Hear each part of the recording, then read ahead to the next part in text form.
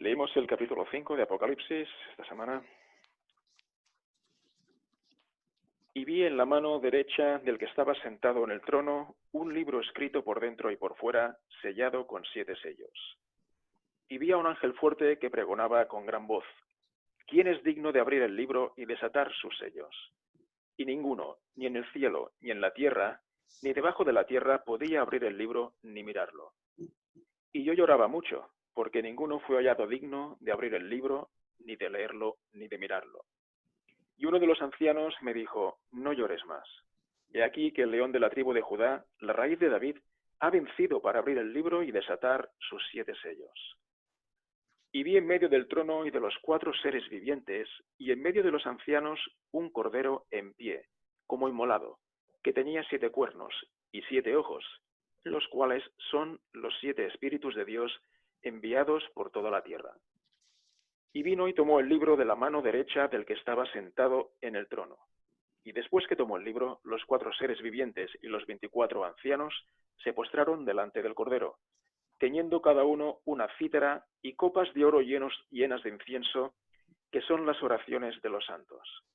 Y cantaban un cántico nuevo, diciendo: digno eres de tomar el libro y de abrir sus sellos, porque fuiste inmolado, y con tu sangre nos compraste para Dios de todo linaje, lengua, pueblo y nación, y nos hiciste para nuestro Dios reyes y sacerdotes, y reinaremos sobre la tierra. Y vi y oí la voz de muchos ángeles alrededor del trono, y de los seres vivientes, y de los ancianos. Y su número era miríadas de miríadas, y millares de millares, que decían a gran voz: el cordero que ha sido inmolado es digno de tomar el poder, las riquezas, la sabiduría, la fortaleza, el honor, la gloria y la alabanza. Y a todo lo criado que está en el cielo y sobre la tierra, y debajo de la tierra y en el mar, y a todas las cosas que hay en ellos, oí decir: al que está sentado en el trono y al cordero sea la alabanza, el honor, la gloria y el dominio por los siglos de los siglos. Y los 4 seres vivientes decían: amén.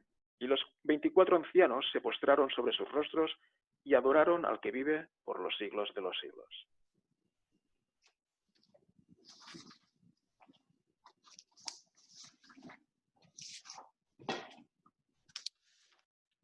Bueno, en el capítulo precedente, el capítulo 4,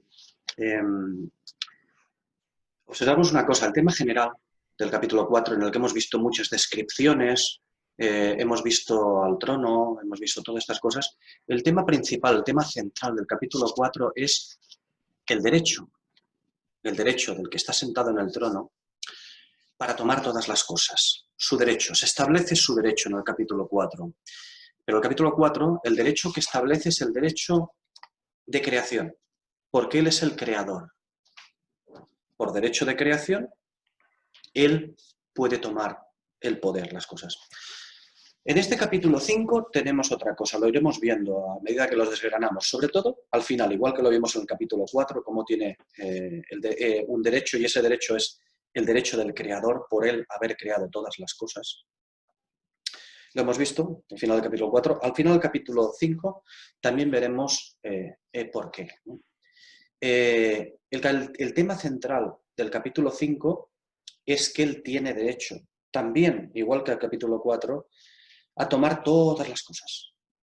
¿Por derecho de creación? Sí, pero con un añadido. Aquí vemos que se nos presenta un cordero, y no de cualquier manera, un cordero como inmolado. Concretamente la Escritura dice degollado, es decir, sacrificado, ¿no? La Escritura traduce degollado, ¿no? Es sacrificado. Es decir, con todas las marcas del sacrificio, con todas las marcas de lo que fue necesario hacer. De manera que si grande fue crear, mucho más grande es redimir. Mayor gloria es redimir.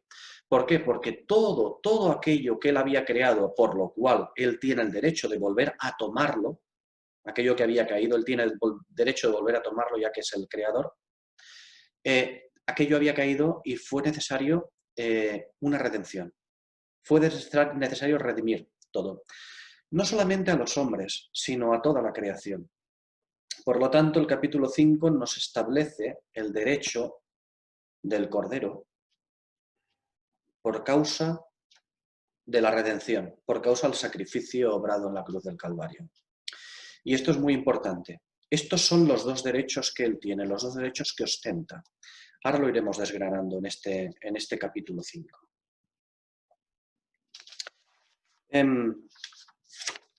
Lo primero que se nos presenta es que dice: y vi en la mano derecha del que estaba sentado en el trono un libro escrito por dentro y por fuera, sellado con 7 sellos. ¿Vale?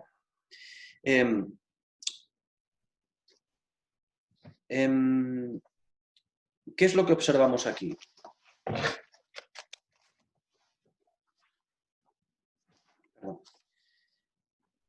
¿Qué es lo que observamos aquí? ¿Qué es este libro?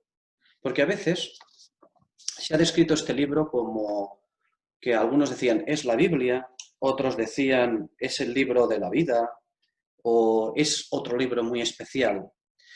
Realmente este libro es, pues, como dice la escritura, ¿no? En griego, un biblión, un libro. Biblión es libro y Biblia es el plural, libros, ¿no? Ese es un libro, pero mejor dicho, la traducción más adecuada debería ser un rollo, porque biblión es rollo, es un rollo. Porque un libro es un rollo, en realidad.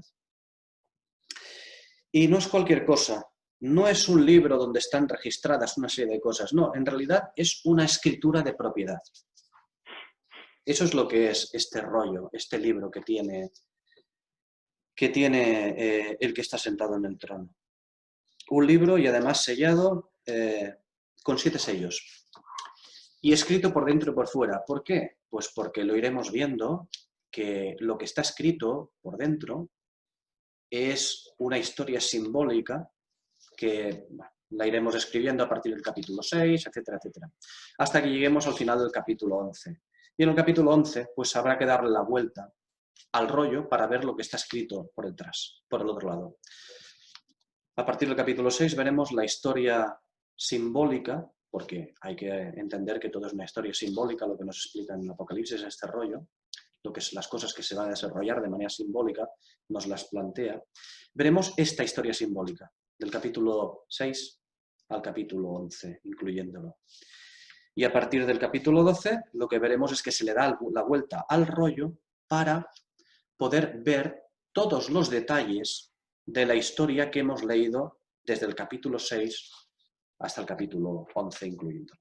O sea, primero nos habla de la historia simbólica, la relata, y posteriormente nos comienza a hablar de los detalles de esa historia simbólica. Vale. Hemos dicho que este libro, en realidad, lo que es una escritura de propiedad, como las que conocemos, ¿no? Una escritura de propiedad como las que se hacen al notario. Tomas posesión de una casa, de un piso, en fin, de un inmueble, pues esto es una escritura de propiedad. A este respecto tenemos la correspondencia, su correspondencia, con el libro del profeta Jeremías, en el capítulo 32. Será importante leer todo el capítulo, pero antes de leer el capítulo, será importante para verlo exactamente lo que significa este libro aquí en Apocalipsis, este rollo. Antes situémonos en el momento en el cual vamos a leer el capítulo de Jeremías, en aquella historia. Porque Jeremías se encontraba preso por orden del rey Sedequías, el rey de Judá, Sedequías. Y bueno, se encontraba preso por orden de Sedequías, del rey, porque al parecer Jeremías pues tenía un vicio. Jeremías tenía un vicio muy malo, que era profetizar siempre de parte de Dios y no lo que al rey ni a la nación les convenía. Esto es lo que pensaba el rey y sus coetáneos, sus contemporáneos, que era un tío que siempre profetizaba lo que, no lo que a ellos les convenía, sino lo que le convenía a Dios. Así que pensaban toda la nación, incluyendo al rey Sedequías, el rey de Judá, que Jeremías era muy negativo. Y claro, Sedequías veía que al ser tan negativo Jeremías, eso abatía de alguna manera a la nación. Abatía el ánimo de la nación. Así que pensó que preso, pues no podría influenciar a los demás. Lo metió preso. Claro que Sedequías ya sabemos que se equivocó y al final él mismo tuvo que pasar por la quilla, a él mismo lo liquidaron, ¿no? Evidentemente el profeta, al profetizar en el nombre del Señor, en vez de lo que a la nación le convenía, claro, en aquellas épocas las profecías que se hacían eran profecías de castigo inminente sobre la nación de Israel, sobre el reino de Judá concretamente en esa época. Pero en aquella época el profeta se hizo muchos enemigos. Los reyes de Judá, sacerdotes y profetas querían matarlo, incluso sus amigos se convirtieron en enemigos de él. Una historia bastante triste. Jeremías sufrió mucho, pero Jeremías tenía un problema, digámoslo así, que no podía evitar el hablar lo que solamente Dios le daba que hablase. Él tenía que hablar lo que Dios le daba que hablase. Eso lo vemos, por ejemplo, en el capítulo 20 de Jeremías, para ver un poco cómo era esta situación, esta relación de Jeremías con el Señor y también los sufrimientos de Jeremías. En el capítulo 20 de Jeremías dice, por ejemplo, me sedujiste, oh Jehová, y fui seducido. Eres más fuerte que yo y has prevalecido. Cada día he sido escarnecido, cada cual se burla de mí. Porque cuantas veces hablo, doy voces, grito, violencia y destrucción, porque la palabra de Jehová me ha sido para afrenta y escarnio todo el día. Y si digo, no haré más mención de él, ni hablaré más en su nombre, pues entonces hay en mi corazón como un fuego ardiente, metido en mis huesos. Me fatigo en tratar de contenerlo, pero no puedo, porque he oído la murmuración de muchos. Terror por todas partes. Denunciadle, denunciémosle, incluso de todos mis mayores amigos, los que acechan un traspiés mío. Quizá cometerá un desatino, decían, y prevaleceremos contra él y tomaremos de él nuestra venganza. Y entonces Jeremías, un poco más adelante, continúa diciendo con respecto a esto que estaba viviendo tan duro. Él dice, maldito el día en que nací, el día en que mi madre me dio a luz no sea bendito. Maldito el hombre que dio nueves a mi padre diciendo, un hijo varón te ha nacido, haciéndole alegrarse así mucho. Y sea el tal hombre como las ciudades que asoló Jehová y no se arrepintió. Oiga gritos de mañana y voces de alarma a mediodía, porque no me mató en el vientre. Y mi madre me hubiera sido mi sepulcro, y su vientre embarazado para siempre. ¿Para qué salí del vientre? ¿Para ver trabajo y dolor y que mis días se gastasen en afrenta?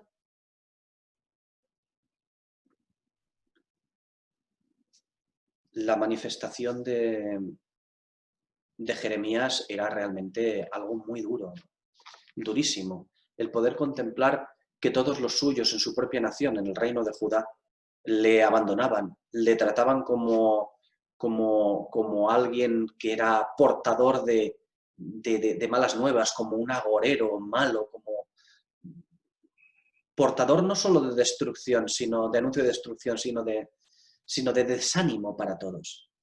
Pero claro, sé que a él esto le causaba un gran dolor, muchísimo dolor. Bueno, ya lo hemos leído, esto último, pero el carácter profético, que es lo que nosotros tenemos que ver, el carácter profético no es negativo en sí mismo.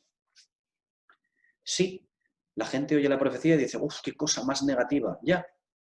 Pero no es negativo en sí mismo el carácter profético. El carácter profético, su mayor virtud, si podemos decirlo así, o su ministerio, la importancia del ministerio del don de profecía, del carácter profético, de todo en general, es que accede a las verdades de Dios. No importa si son futuras o si son pasadas, o si son las actuales, las presentes, las que se recuerdan, sobre las verdades de Dios. Este es el ministerio y el carácter profético verdadero, porque accede a las verdades de Dios. Es decir, no es negativo en sí mismo. Lo que ocurre es que cuando estas verdades santas se vierten, se dan o se comunican o se vierten al hombre manchado por muy cristianísimo que él se quiera considerar, se vierten sobre el hombre manchado. Y lo manchado, como ya vimos en la descripción de los atributos del Señor, es decir, en la descripción de los seres vivientes, la descripción de los serafines y de los querubines, lo manchado arde al contacto con lo santo. Por eso, digo que el carácter profético no es negativo en sí mismo, pero claro, ¿qué verdades del Señor se pueden verter, se pueden comunicar en nuestros días? Bueno, en nuestros días. Me refiero en nuestros días a los días del hombre. El hombre que tuvo que descender de Edén porque había perdido su lugar allí. Pues las verdades que se vierten tienen que ver pues, con aquello que, cuando se habla del Señor, las verdades del Señor, contactan con aquello que está manchado el hombre. Y pues lo que ocurre, pues arde, sale humo como en un horno. ¿Por qué? Pues porque ya lo vimos con los querubines, pues porque no hay otro remedio. Lo santo con lo manchado produce fuego, produce juicio, y el juicio evidentemente dolor para el hombre, naturalmente. Es por ello que lo que deberían ser solo bendiciones y promesas proféticas, porque eso también es profecía, las bendiciones, las promesas proféticas, lo que deberían ser eso, solamente bendiciones y promesas proféticas, llevan consigo las maldiciones o juicios, llamémosle maldiciones o juicios, que precederán a las bendiciones y a las promesas. Esa es la realidad. El carácter profético y las manifestaciones proféticas son para expresar las verdades de Dios. Y las verdades de Dios solo llevan bendiciones y promesas. Lo que ocurre es que a causa del contacto con lo manchado, lo santo con el contacto con lo manchado, lo que produce son maldiciones y juicios que deben de preceder a esas promesas. Y tengamos una cosa clara, no porque el Señor se agrade de ello, me refiero a los juicios y esto, ¿no? Estas maldiciones, estos juicios, no son porque el Señor se agrade de ellos, porque el Señor no se agrada en absoluto. Digamos que su justicia queda satisfecha cuando se ejecutan los juicios, pero el Señor no se agrada de ello, no es su naturaleza. Su naturaleza es una naturaleza santa, justa y gloriosa, pero no es una naturaleza de juicio. Es una naturaleza de juicio, o mejor dicho, no ni siquiera es una naturaleza de juicio la que tiene el Señor. Es una naturaleza justa y santa, que por causa de la caída, del contacto con el pecado, pues evidentemente se forman los juicios, pero Él no se agrada de ello. Él no lo querría esto.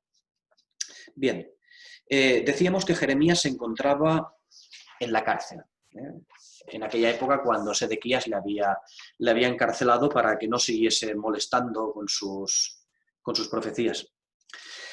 Se encontraba en la cárcel y no solamente se encontraba en la cárcel, él sabía que eran los últimos días del reino de Judá, porque lo había profetizado, y sabía que a Israel le sería quitado el candelero del reino de sus manos y que este candelero sería entregado a Nabucodonosor.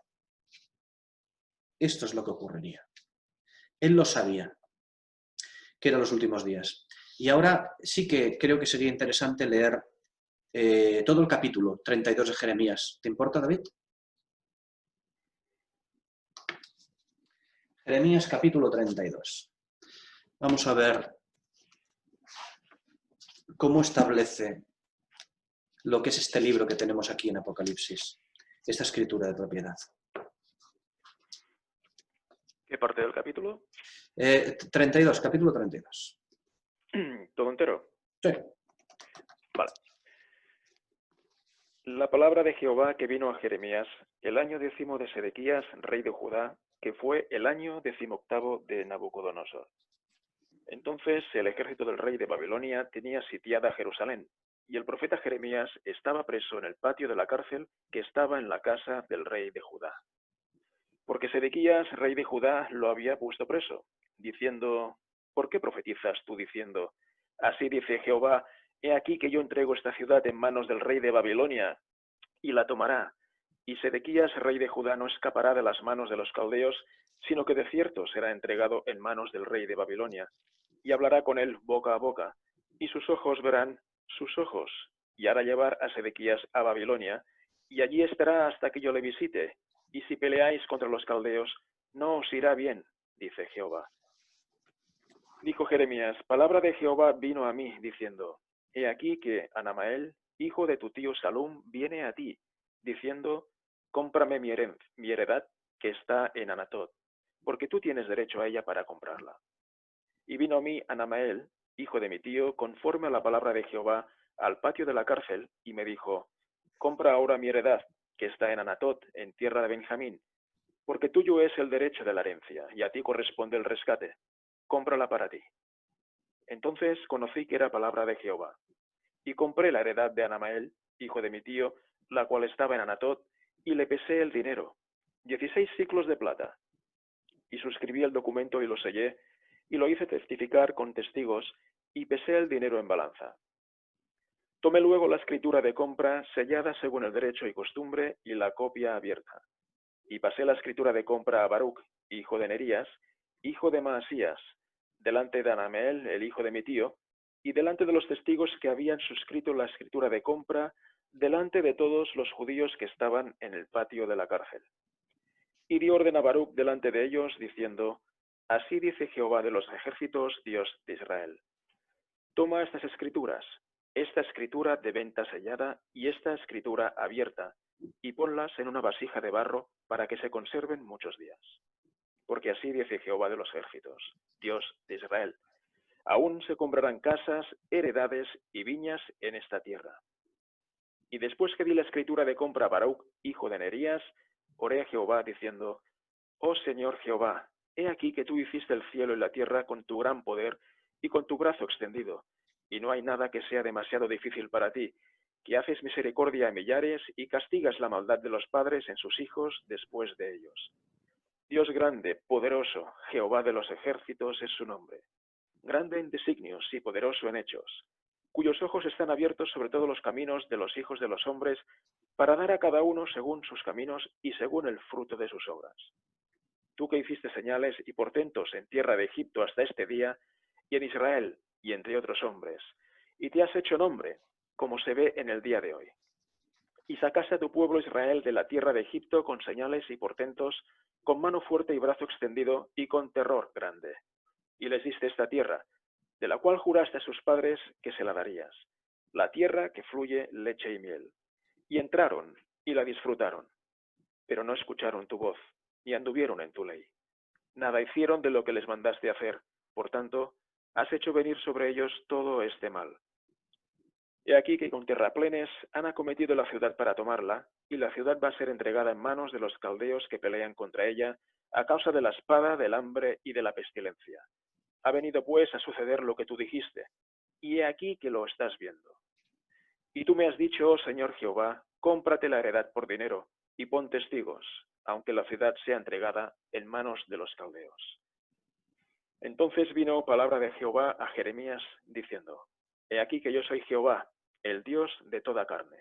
¿Habrá algo que sea demasiado difícil para mí? Por tanto, se dice Jehová, he aquí que voy a entregar esta ciudad en manos de los caldeos y en manos de Nabucodonosor, rey de Babilonia, y la tomará. Y vendrán los caldeos que atacan esta ciudad, y la pondrán a fuego y la quemarán. Asimismo las casas, sobre cuyas azoteas ofrecieron incienso a Baal y derramaron libaciones a dioses ajenos, para provocarme a ira. Porque los hijos de Israel y los hijos de Judá no han hecho sino lo que es malo delante de mis ojos desde su juventud, porque los hijos de Israel no han hecho más que provocarme a ira con la obra de sus manos, dice Jehová. Porque esta ciudad me ha sido motivo de enojo y de ira desde el día en que la edificaron hasta hoy, tanto que es como para que la haga quitar de mi presencia. Por toda la maldad de los hijos de Israel y de los hijos de Judá, que han hecho para enojarme, ellos, sus reyes, sus príncipes, sus sacerdotes y sus profetas, y los varones de Judá y los moradores de Jerusalén. Y me volvieron la espalda y no el rostro. Y aunque les instruía desde el principio y sin cesar, no escucharon para recibir corrección, sino que pusieron sus abominaciones en la casa en la cual es invocado mi nombre, contaminándola. Y edificaron lugares altos a Baal, los cuales están en el valle del hijo de Hinnom, para hacer pasar por el fuego sus hijos y sus hijas a Moloc, lo cual no les mandé, ni me vino al pensamiento que hiciesen tal abominación, haciendo pecar a Judá.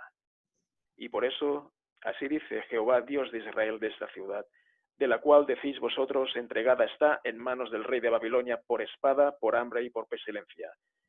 He aquí que yo los reuniré de todas las tierras a las cuales los eché en mi furor y en mi enojo e indignación grande, y los haré volver a este lugar, y los haré habitar con seguridad. Y me serán por pueblo, y yo seré a ellos por Dios. Y les daré un solo corazón y un solo camino, para que me teman perpetuamente para el bien de ellos, y de sus hijos después de ellos. Y haré con ellos pacto eterno, que no me volveré atrás de hacerles bien, y pondré mi temor en el corazón de ellos para que no se aparten de mí. Y me alegraré con ellos haciéndoles bien, y los plantaré en esa tierra en verdad, con todo mi corazón y con toda mi alma. Porque así dice Jehová, así como traje sobre este pueblo todo este gran mal, así traeré sobre ellos todo el bien que sobre ellos pronuncio. Y se comprarán campos en esta tierra de la cual vosotros decís, está desierta, sin hombres y sin animales, es entregada en manos de los caldeos.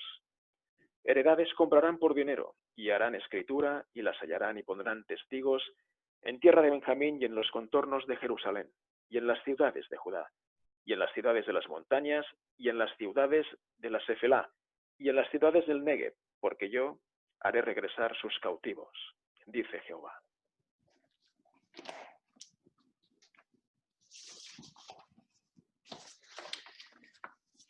Es interesante contemplar todo el pasaje. Ya sé que a veces puede ser un poquito pesado por contemplar muchas escrituras juntas, pero tenemos que ver también el conjunto de lo que significan las cosas. Bueno, un pasaje, este capítulo de Jeremías, en el cual pues explican una serie de cosas. No solamente el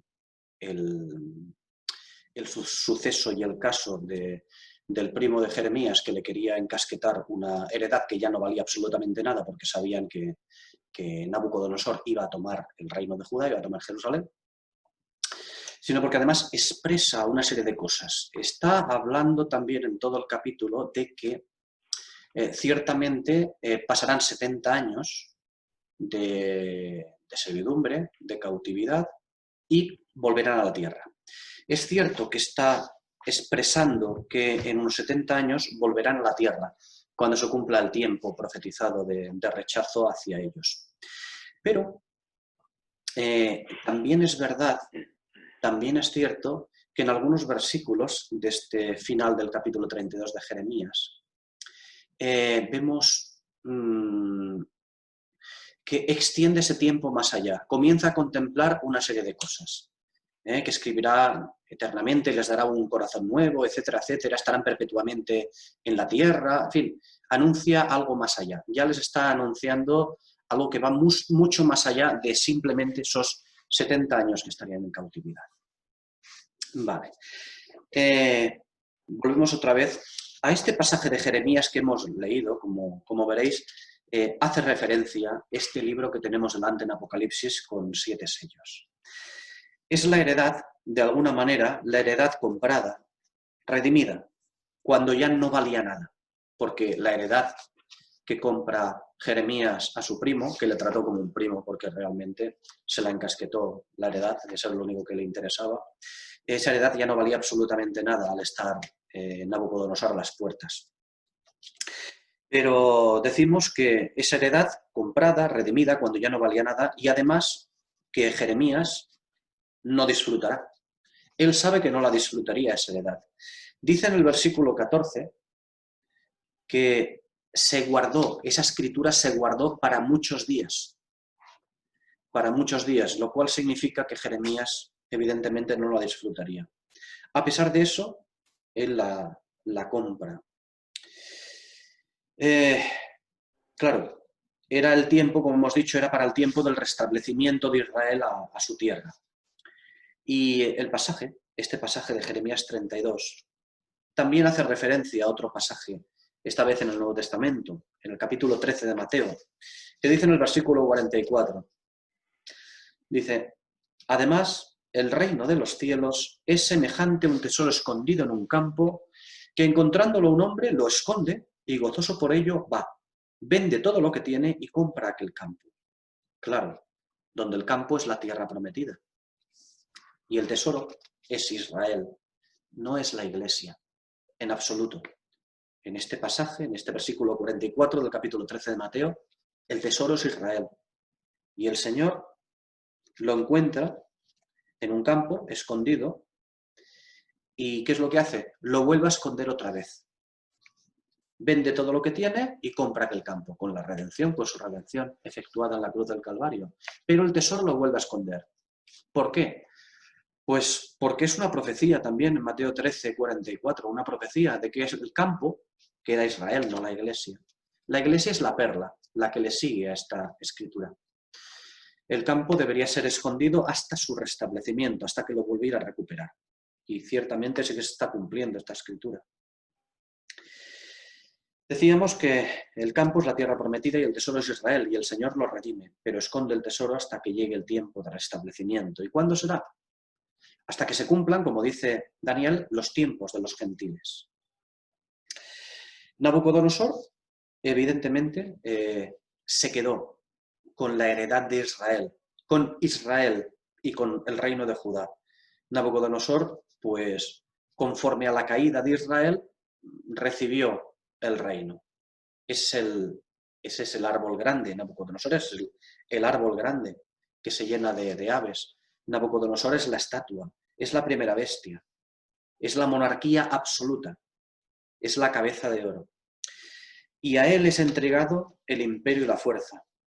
¿Y hasta cuándo le fue entregado? Pues hasta que se cumplan los tiempos de los gentiles, porque ahora, todavía hoy en día, estamos en los tiempos de los gentiles. Se ven muchas cosas que tampoco vamos a entrar, ya entraremos cuando lleguemos a capítulos posteriores, ¿no? Capítulos más adelante, pronto, pero ahora estamos en los tiempos de los gentiles. Desde que fue entregado el reino a Nabucodonosor, el reino me refiero al imperio, ¿no? La potencia y la fuerza. De alguna manera, para entenderlo, los caballos que veremos en el próximo capítulo, son los que capacitan con fuerza e imperio en la tierra a las naciones. Él lo recibió, Nabucodonosor. Es el primero de entre las bestias, es la primera.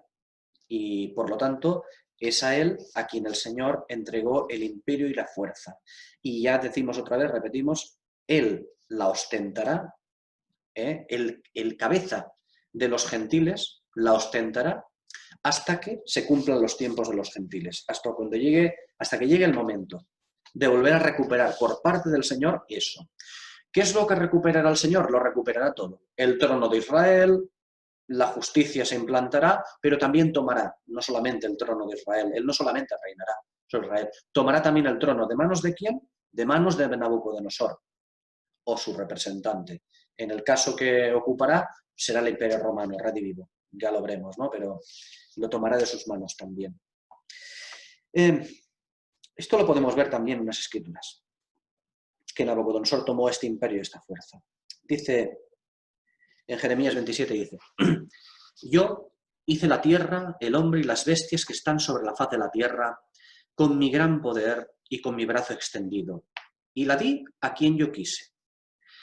Y ahora yo he puesto todas estas tierras en manos de Nabucodonosor, rey de Babilonia, mi siervo. Claro. Porque en el fondo no es que Nabucodonosor haga algún tipo de servicio voluntario a Dios, ni mucho menos, pero Nabucodonosor, aun sin entenderlo o sin saberlo, se convierte en el siervo de Dios. De la misma manera que el malvado, o los malvados que tocarán en Apocalipsis, aunque crean que están haciendo un gran mal, que lo estarán haciendo verdaderamente, pero a la vez se estarán convirtiendo en siervos del Señor, porque ejecutarán en el fondo la voluntad del Señor, lo que está por venir. Continúo citando al versículo. La di a Nabucodonosor, rey de Babilonia, mi siervo, y aún las bestias del campo le he dado para que le sirvan, y todas las naciones le servirán a él, a su hijo y al hijo de su hijo, hasta que venga también el tiempo de su misma tierra, y la reduzcan a servidumbre muchas naciones y grandes reyes. y a la nación y al reino que no sirva a Nabucodonosor, rey de Babilonia, y que no ponga su cuello debajo del yugo del rey de Babilonia, visitaré a tal nación con espada y con hambre y con pestilencia, dice Jehová, hasta que la haya consumido yo por su mano. Después podemos seguir leyendo a Romanos capítulo 11 que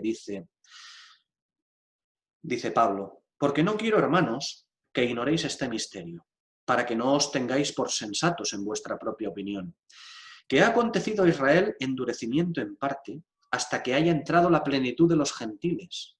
Y así todo Israel será salvo, como está escrito. Vendrá de Sión el libertador, que apartará de Jacob la impiedad. Y también en el Evangelio de Lucas, en su capítulo 21, que dice, y Jerusalén será pisoteada por los gentiles hasta que los tiempos de los gentiles se cumplan. Y habrá señales en el sol, en la luna y en las estrellas, y sobre la tierra angustia de las gentes perplejas a causa del bramido del mar y de las olas, desmayándose los hombres por el temor y la expectación de las cosas que sobrevendrán en la tierra, porque los poderes de los cielos serán conmovidos. Entonces verán al Hijo del Hombre que vendrá en una nube con poder y gran gloria. Cuando estas cosas comiencen a suceder, erguíos y levantad vuestra cabeza, porque vuestra redención está cerca. Y todo esto se está diciendo al pueblo de Israel, incluso en el Evangelio de Lucas. Y si Israel espera salvación, y si bien Israel espera salvación, la que efectúa Cristo, la salvación que le efectúa, lo abarca todo, absolutamente todo. No solamente a la salvación que espera Israel, su salvación lo abarca todo. En Mateo, también en el capítulo 13, dice, asimismo, el reino de los cielos es semejante a una red que se echa al mar y recoge peces de toda clase, y una vez llena, la sacan a la orilla, se sientan, recogen los buenos en cestas y tiran los malos. Esto lo abarcará todo el Señor. Así pues, como hemos leído en el capítulo 32 de Jeremías, este libro que estamos viendo, el que tenemos ante nosotros en Apocalipsis 5, es un rollo que se sellaba a medida que se iba escribiendo, a medida que se iban escribiendo sus disposiciones. Se escribía la última disposición y se escribía la última disposición, se enrollaba un poco y se ponía un sello. Se volvía a escribir la penúltima disposición, se enrollaba un poco más y se ponía otro sello. Y así sucesivamente. Se escribía la antepenúltima y se ponía otro sello. Hasta que al final se escribía la primera disposición, ¿no? Todo lo que se hacía. Así funcionaba. Y se enrollaba pues hasta que daba oculta y un sello y otro sello, sucesivamente, hasta completarlo. De manera que cuando se abriese el primer sello, cuando se rompiese el primer sello, se podía leer la primera disposición y tenía que romperse el siguiente sello para poder leer la siguiente disposición. Siempre era así hasta el final. Y bien, esta escritura, este rollo, este libro, es la escritura de propiedad de todas las cosas. Este es el librito que tenía en la mano derecha el que está sentado sobre el trono y que debe dar al Cordero. Decimos que es la escritura de propiedad de todas las cosas, del trono de Israel, del trono de Nabucodonosor y también de toda la creación, de los cielos y de la tierra, de todo. Y en las disposiciones de los 7 sellos encontraremos que para tomar posesión de todo, pues son necesarios los juicios y la ira de Dios, concretamente la ira del Cordero. Esto será estrictamente necesario, imprescindible. Como hemos dicho antes, vemos que está escrito por dentro y por fuera este libro. Y como dijimos también, este detalle es también muy importante. Es importante este detalle de que está escrito por dentro y por fuera porque realmente veremos el porqué. Hay que distinguir entre el contenido interior y el contenido exterior.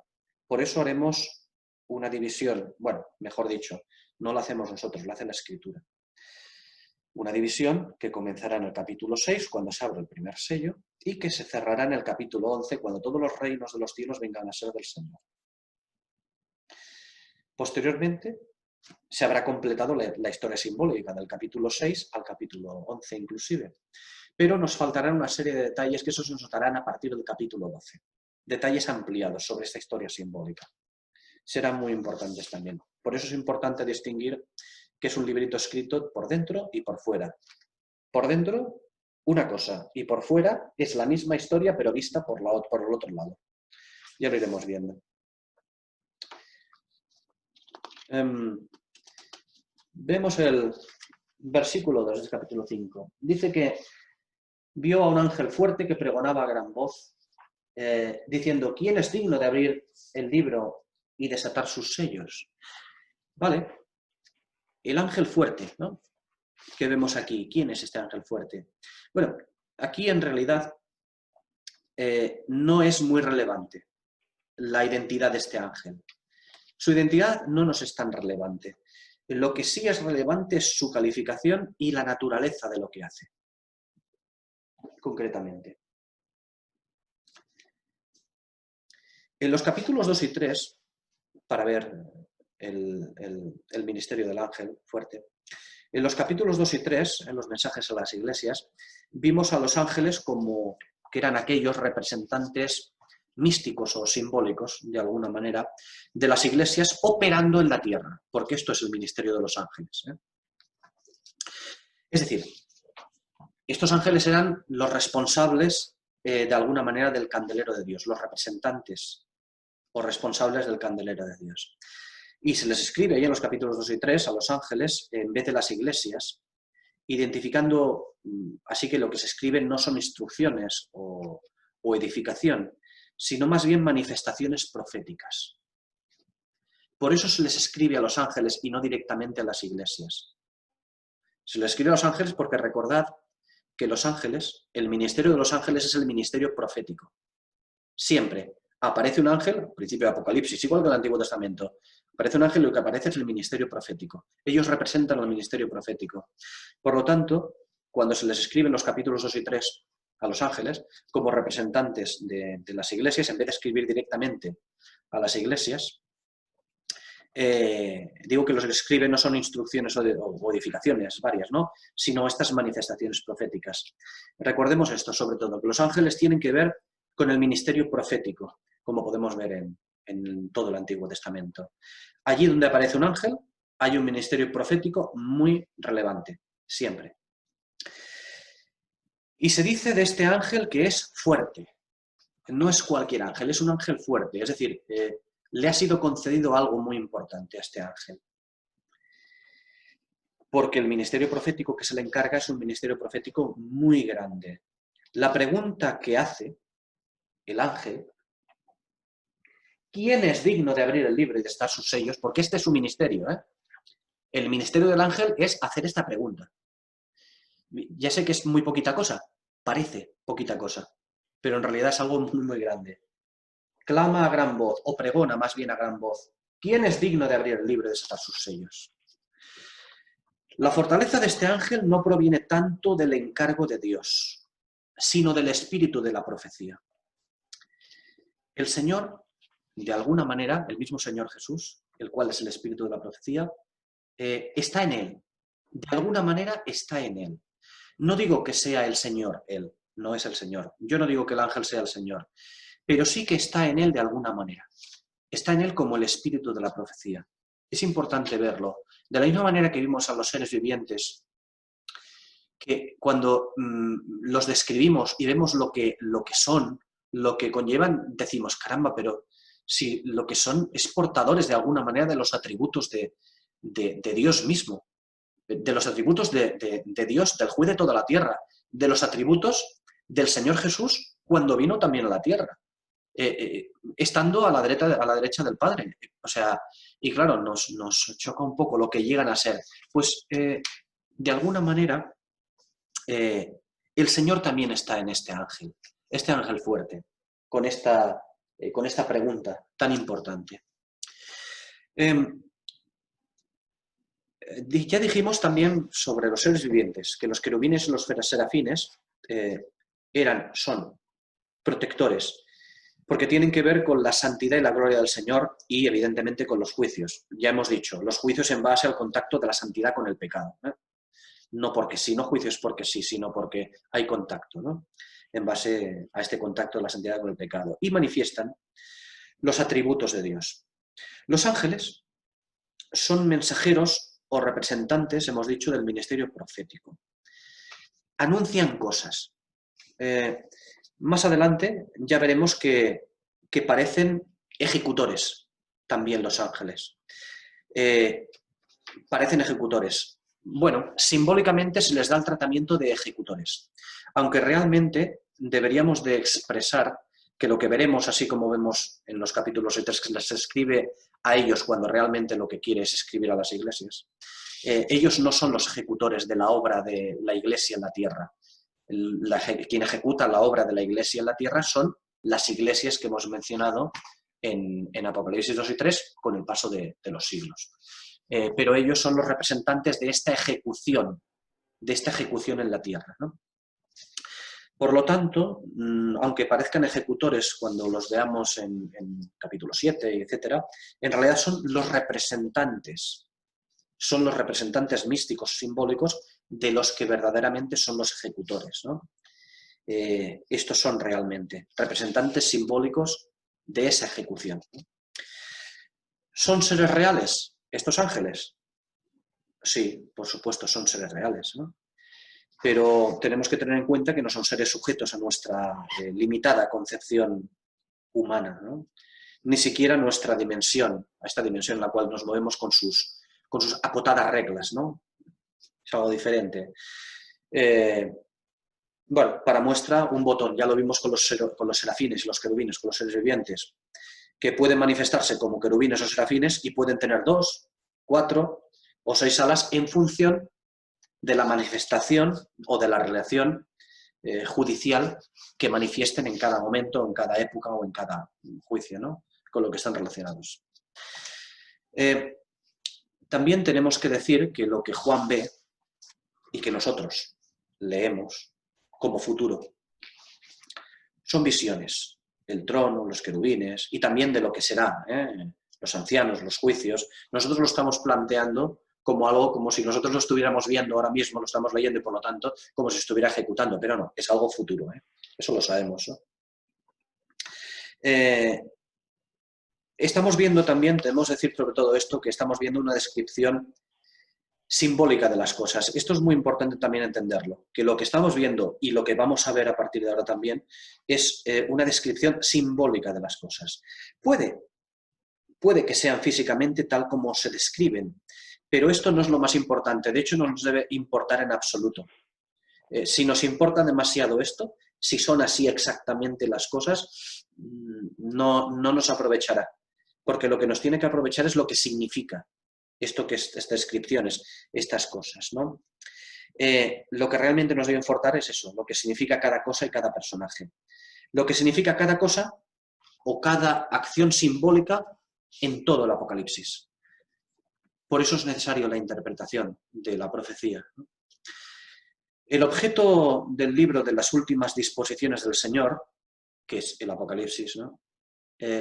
No es mostrarnos visualmente o con una escritura, como este caso, diferentes cosas, sino lo que ellas significan. Este es el objeto de este libro, del Apocalipsis. No simplemente enseñarnos unas cosas simbólicas, sino que nosotros entendamos lo que significan esas cosas, lo que vienen a decirnos a nosotros, lo que significan. De nada nos sirve identificar una guerra, por ejemplo, o una Jezabel con la Roma papal, como vimos, ¿no?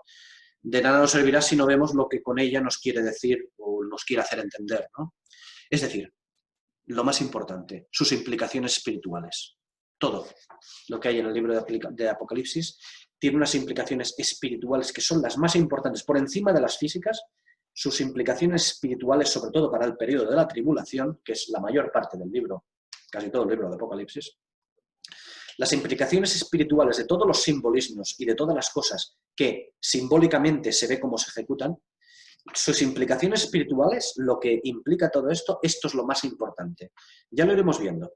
Lo iremos viendo, ya hemos visto algunas cosas, pero iremos viendo más, sobre todo a partir del próximo capítulo, cuando comiencen a abrirse los sellos, cuando comiencen a romperse los sellos.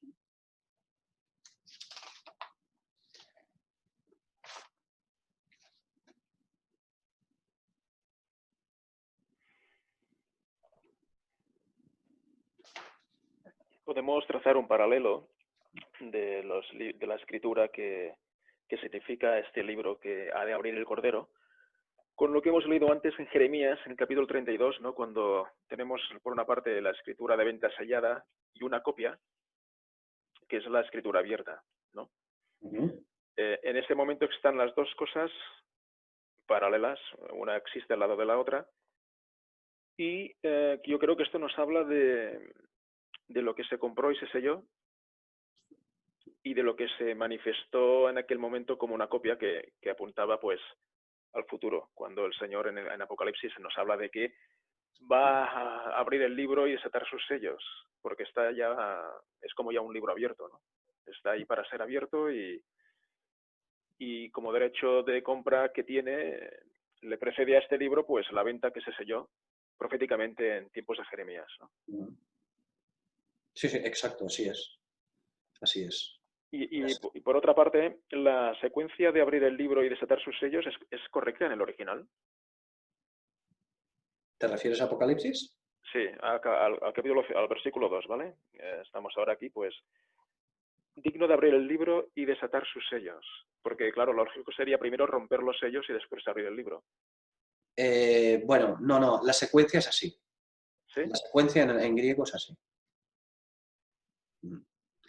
No obstante, sí, la secuencia es decir, abrir el libro y desatar sus sellos. Es todo a la vez, se hace todo a la vez. Pero sí que es verdad que me gustaría decir una cosita, no, más que nada sobre la traducción. La expresión desatar sus sellos es una expresión un poquito, ya lo veremos en diferentes escrituras, a partir de aquí veremos algunos errores de traducción en algunas partes bastante garrafales, pero no importa. Lo iremos viendo a medida que pase y los iremos quitando, ¿no? Y aquí no es que sea un error de decir desatar sus sellos. Siempre que se tome como que esa expresión desatar significa romper, quitar el lacre o quitar el rollo de hilo que quedaba para el sello, siempre que se entienda así. ¿Por qué digo esto? Porque durante mucho tiempo hay mucha gente que todavía interpreta cuando se dice digno de abrir el libro y desatar sus sellos. Hablando de desatar los sellos significa desatar el mar o los juicios contra los demás, ¿vale? Pues no, no es así. Evidentemente, desatar los sellos o romper los sellos implica pues que van a va a ocurrir una serie de cosas. Entre ellas, pues que los cuatro vientos de la tierra irrumpan sobre el grande mar, como en Daniel, bueno, como en el libro de Daniel, en los capítulos, irrumpa sobre el gran mar y pues pase lo que pase, ¿no? O sea, irrumpirán los cuatro vientos de la tierra del gran mar, saldrán las bestias, etcétera, etcétera, etcétera. Eso ocurrirá cuando se empiece a desatar. Es decir, comenzaremos a ver cosas, ¿no? Pero la expresión desatar no quiere decir desatar no significa desatar los juicios. O sea, no. Abrir el sello y romper, abrir el libro y romper los sellos significa simplemente que se rompen y lo que se establece es que se va haciendo esto para que definitivamente quede abierto y la escritura de propiedad sea efectiva, quede totalmente abierto y por lo tanto abierto a todos, ¿no? Y eso es lo importante. ¿Implicará que romper los sellos o desatar los sellos implicará que se ejecute el juicio? Sí. Lo digo más que nada porque a veces se confunde, o siempre, o casi siempre, o siempre se confunde que desatar los sellos significa desatar la caja de las galletas. Bien, en un sentido puede ser así, pero no en el sentido que nos quiere expresar aquí, ¿vale? Aquí la escritura no nos expresa, aquí la escritura no dice quién es digno de abrir el libro y abrir la caja de las galletas para repartir. No, no lo está diciendo. Lo implicará más adelante, pero en esta expresión no. Esta expresión es estrictamente quién es digno de tomar el poder, la gloria, la riqueza, es decir, quién es digno de tomar lo que es suyo, por derecho propio. ¿Quién es digno de abrir este libro? Esto es lo único que está diciendo. ¿Quién es digno de tomar la escritura de propiedad? ¿A quién se le ha concedido? ¿Quién es, de alguna manera? Nosotros de alguna manera podríamos decir, en el capítulo 32 de Jeremías, podríamos decir que después de los 70 años de servidumbre, cuando volvieron a Jerusalén, los que volvieron con Zorobabel, etc., se podría haber dicho, vamos a ver, ¿dónde están las escrituras escondidas, guardadas? Las escrituras de propiedad de aquella época. Entonces, pues el heredero de Jeremías, el heredero de la casa de Jeremías, debía de abrir los sellos, de romper la escritura y abrir los sellos. ¿Para qué? Para tomar la posesión de aquella tierra. Estrictamente aquí este versículo es así. ¿Por qué lo digo? Porque todo lo que no sea esto, es decir, todo lo que sea pensar que desatar los sellos que dice aquí el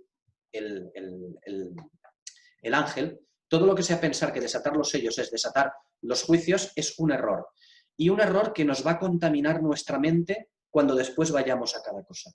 Por lo tanto, de momento, lo que nosotros debemos pensar aquí, que simplemente es tomar la escritura de propiedad y abrirla, la escritura, porque es la que él debe de poseer, lo que debe de poseer. Así debemos entenderlo. Lo digo más que nada por la traducción, porque la traducción no debería de decir desatar realmente, debería decir romper los sellos, ¿no?